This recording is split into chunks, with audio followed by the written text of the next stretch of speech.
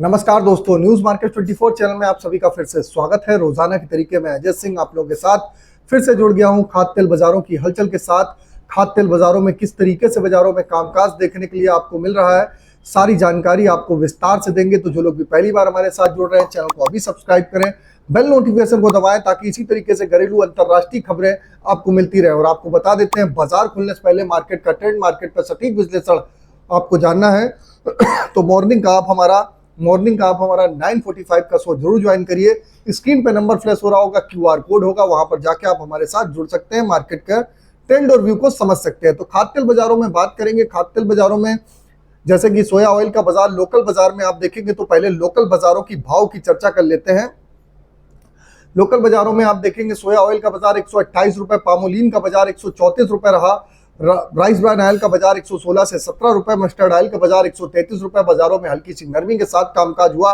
Soybean seed का बाजार 4840 रुपए बोला गया, जबकि कांडला पोर्ट पे अगर क्रूड पाम ऑयल का बाजार की बात करें 1250 रुपए, फॉरवर्ड 1250, पामोलिन 1280, सोया रिफाइंड 1255, सोया डिगम 965, फॉरवर्ड में 960, सनफ्लावर ऑयल का बाजार 1380 रुपए रहा। अब विदेशी बाजारों की अगर खबरों की बात करेंगे तो ट्रंप की नाराजगी दूर करने के लिए थाईलैंड कॉर्न इंपोर्ट ड्यूटी को आगे आने वाले समय में जीरो कर सकता है। सोया मिल DDGS की जल्द ही इस लिस्ट में शामिल होने की कगार पे हाजिर है।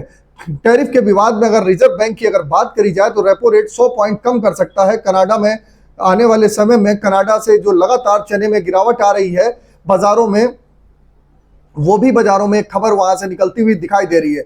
सप्लाई बढ़ने के साथ साथ भारत में DDGS एक्सपोर्ट कर नहीं बढ़ पा रहा है। जनवरी में 34,428 टन एक्सपोर्ट दिसंबर से 10% कम देखा गया।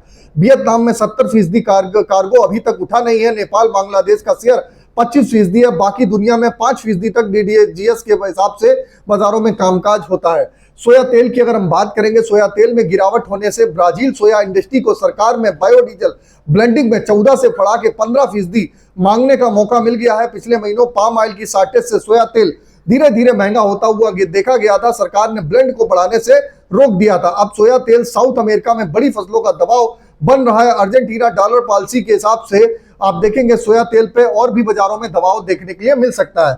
अब बात कर लेते हैं KLC की क्या स्थिति रही। तो KLC सुबह 55 रिंगिट की गिरावट, सीबोट का बाजार 103 सेंट की गिरावट के साथ बंद होता हुआ नजर आया। सोया ऑयल सीटों के सपोर्ट रेजिस्टेंस की बात करेंगे तो सोया ऑयल का सपोर्ट का लेवल 127 रुपए, रेजिस्टेंस का लेवल 129 रुपए, पामोलिन का सपोर्ट का लेवल 133, रेजिस्टेंस का लेवल 135, राइस ब्रान का सपोर्ट का लेवल 115, रेजिस्टेंस का लेवल 117, मस्टर्ड सीड का सपोर्ट का लेवल 6300, रेजिस्टेंस का लेवल 6450, सोयाबीन का सपोर्ट का लेवल 4750, रेजिस्टेंस का लेवल 4950। ओवरऑल आउटलुक देखा जाए तो घरेलू बाजारों में हल्का फुल्का आपको बाजारों में दबाव देखने के लिए मिल सकता है।